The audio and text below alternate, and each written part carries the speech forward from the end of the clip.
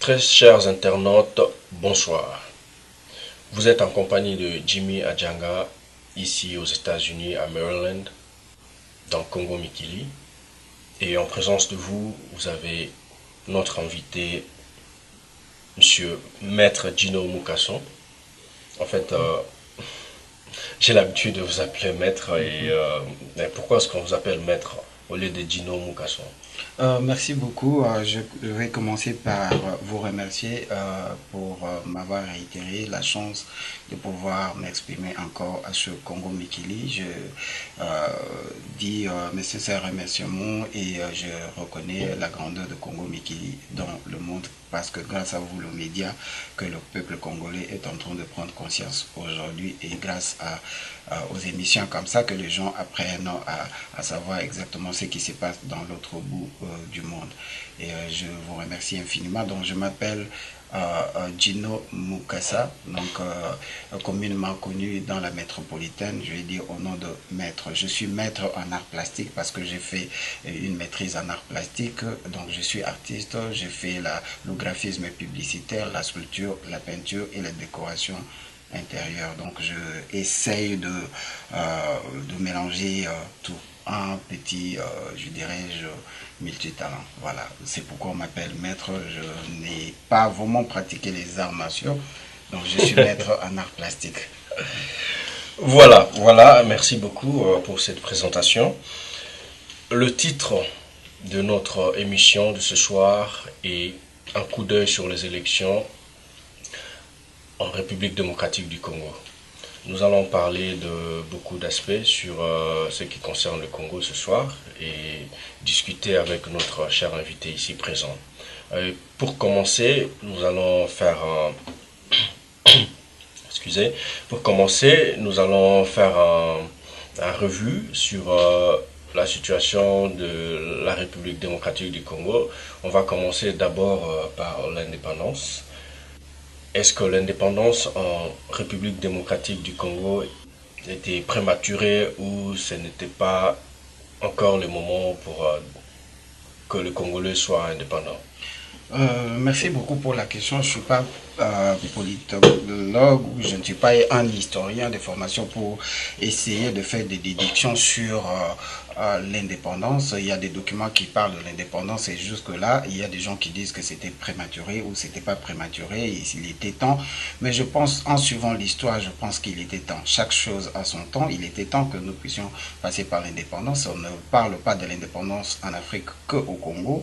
On doit parler de l'indépendance en Afrique centrale parce que nous venons de fêter les 50e anniversaire de l'indépendance au Congo qui a été aussi salué dans d'autres pays.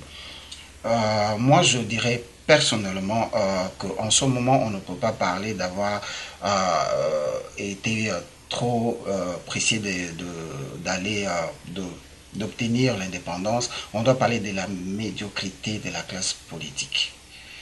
Depuis l'acquisition de la classe de l'indépendance, les gens qui ont les autorités, entre guillemets, qui ont succédé au pouvoir, qui ont pris le pays au pouvoir, n'ont rien fait pour ramener le Congo et faire du Congo ce beau et grand pays, un pays digne dans l'Afrique centrale. Ils n'ont rien fait. Et je parlerai sincèrement de la médiocrité de la classe politique ou l'incompétence des autorités politique. Voilà. Quand vous parlez des autorités politiques, sûrement que vous êtes en train de numérer depuis l'époque de Kassavoubou jusqu'à aujourd'hui. Je parlerai très brièvement de l'époque de Kassavoubou parce que quand Kassavoubou a quitté le pouvoir, que Mobutu a pris le pouvoir, je n'étais pratiquement pas encore né. J'étais en train de prendre naissance et j'ai appris par l'histoire comment les choses se sont passées. Notre pays était un pays très très riche. Le Congo avait une monnaie très forte que nous dirons facilement qu'un Zaïre valait 2 dollars à l'époque où Mobutu avait pris le pouvoir. Et si vous devez voir et si nous devons considérer cela, comment pouvez-vous expliquer un pays aussi riche en ce moment-là, le Congo? Je pense que dans les années 70, le Congo ex-Zaïre était le premier producteur du diamant industriel. On était premier producteur du cuivre, on avait le cobalt, manganèse, uranium. En ce que je sache que la première bombe atomique qui a été utilisée par les Américains au Japon a été façonnée avec l'uranium congolais. Donc, les historiens peuvent le prouver.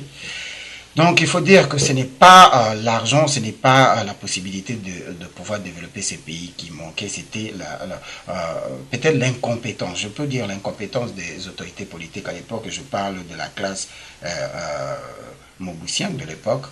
Et cette forme de manque de prise de conscience. Donc voilà, je ne saurais pas exactement dire qui était, mais je parlerai à partir des années 68. J'avais je crois 2 ou 3 ans. Jusque dans les années 70, Mobutu et la classe politique avaient beaucoup de potentialités et il y avait beaucoup de possibilités. Les pays étaient immensement riches et devraient, si ces gens-là étaient sérieux, on pouvait parler du développement d'un pays comme le Congo en parallèle avec l'Afrique du Sud, par exemple.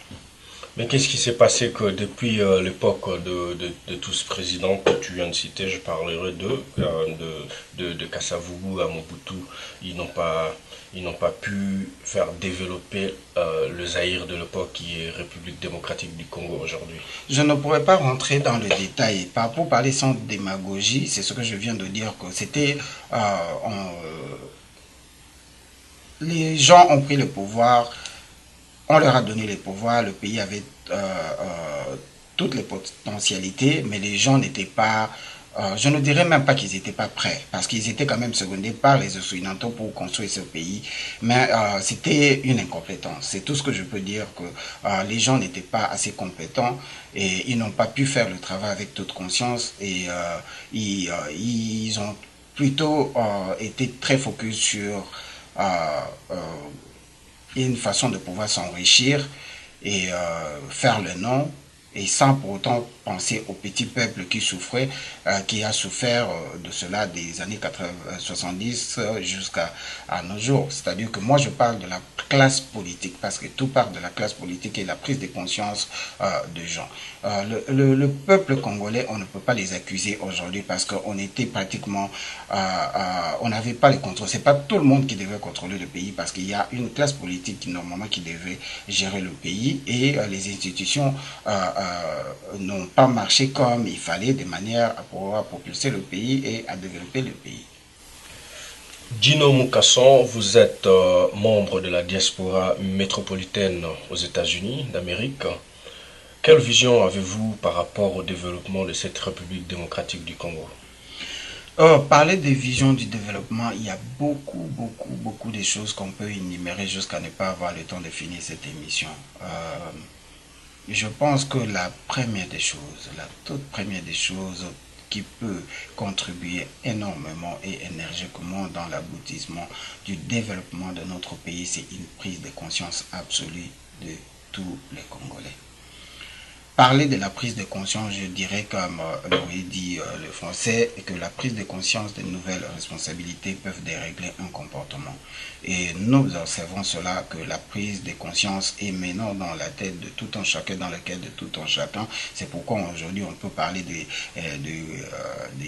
compatriotes comme les combattants, on peut parler des émissions qui passent comme ça à Kinshasa, où dans les rues, les gens s'élèvent et disent et expriment leur mécontentement, leur colère, leur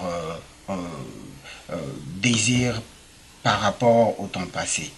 Donc, ça, c'est la clé du développement, c'est la prise de conscience. Et cette prise de conscience, si ça peut aller non seulement rester dans la population, mais jusqu'au niveau des autorités suprêmes, les gens qui dirigent le pays, je pense que ça, c'est la clé du développement.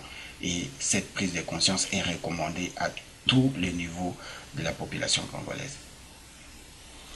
Voilà, je vous rappelle que vous êtes au micro de Jimmy Adjanga sur Congo Mikili et notre cher caméraman Ronnie Capitena. Nous sommes au mois de novembre et bientôt c'est les élections.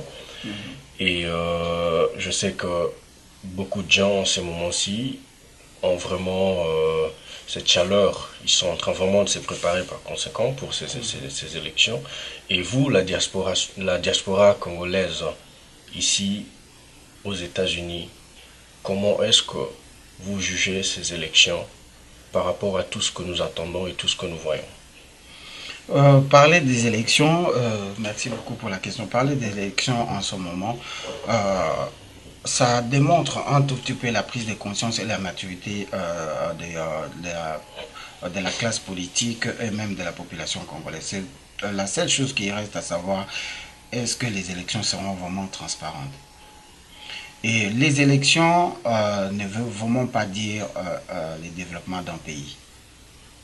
Les élections, c'est seulement, on demande à la population de venir s'exprimer leur voix pour le choix des gens qui vont diriger le prochain mandat dans un pays. Mais c'est un grand pas dans le sens du processus du développement d'un pays quand on parle de la démocratie. Et en ce moment que nous sommes en train d'aller aux élections, je pense que on a parlé de prise de conscience. Tout Congolais a pris conscience que notre pays doit être dirigé par des gens capables de pouvoir diriger le pays et des gens qui sont conscients et des gens capables de pouvoir diriger la classe politique et la machine économique de manière à pouvoir propulser le Congo. Les élections pourront peut-être nous aider si nous faisons le choix d'un bon président. Un bon président, c'est une personne qui est d'abord doit être nationaliste et une personne qui vient au pouvoir pas simplement pour s'enrichir, mais pour une personne qui a les soucis de voir son pays se développer et sortir de la misère que nous vivons aujourd'hui, étant donné que nous sommes un pays immensement riche. Un pays immensement riche, comme le dit Gino Mukasson, mais qu'est-ce qui fait que dans ce pays immensement riche, la population est pauvre? La population est pauvre, comme je l'ai dit, le bilan n'a jamais été satisfaisant depuis tout le temps par la façon dont les politiques ou les politiciens gèrent le pays. Et je donnerai un exemple. L'échec a été tellement total depuis tout le temps que même aujourd'hui nous pouvons le constater que le pays est immensement riche.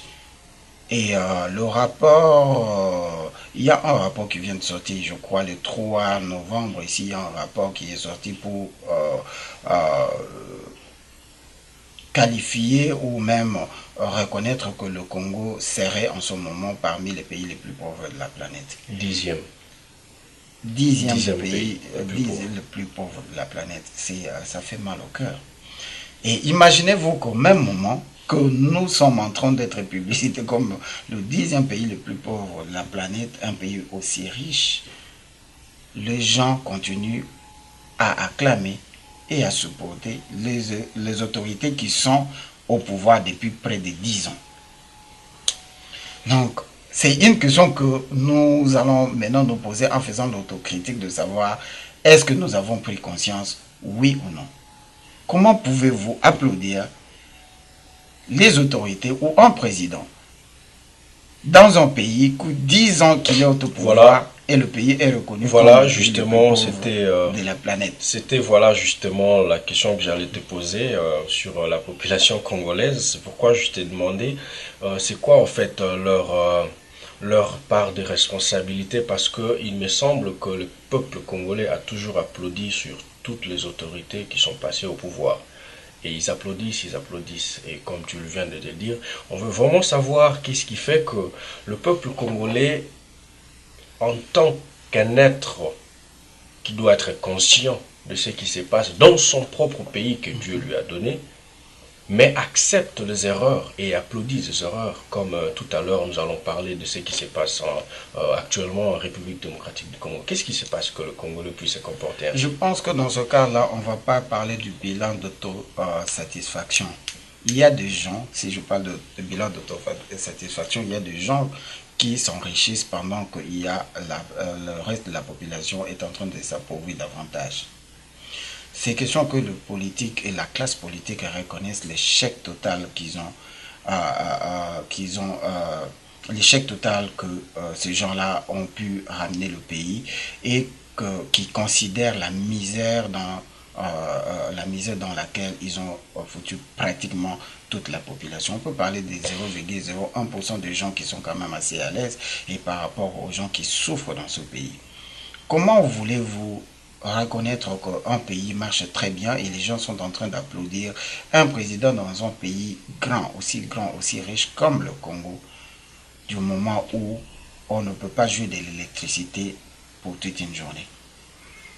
Dans la capitale, Kinshasa, qui est proche, à quelques kilomètres du barrage d'Inga, il y a des quartiers qui restent 3 mois, 2 mois, une semaine sans électricité. Et pourquoi c'est là alors que vous avez le barrage de On se Inga poserait la même question. qui alimente l'Afrique du Sud, qui alimente le pays voisin? Qui alimente je pense que jusqu'en Arabie Saoudite. Oui, mais le Congo qui possède ce barrage n'a pas Ne d'électricité. profite pas. C'est ce que je parle de la médiocrité de la classe politique. Ce sont des charlatans, les gens qui sont venus au pouvoir sans aucune notion de gérer le pays. Ils ne sont pas nationalistes, ils n'aiment pas leur pays. Nous sommes dirigés par les gens qui viennent là uniquement pour dérober et faire leur vie.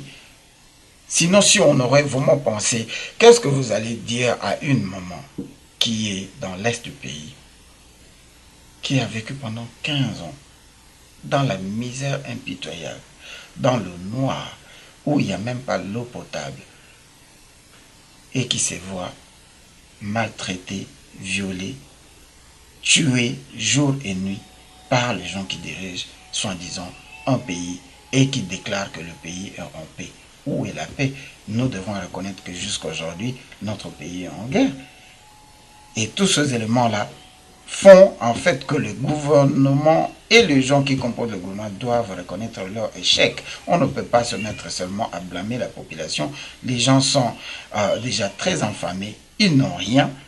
Tout ce qu'ils ont en ce moment, c'est leur voix pour exprimer leur mécontentement et leur désarroi. Donc, tu vois. Donc, la situation politique de notre pays, c'est ça qui fait que le pays ne peut pas avancer et la misère, nous sommes en train de nous engloutir dans la misère impitoyable.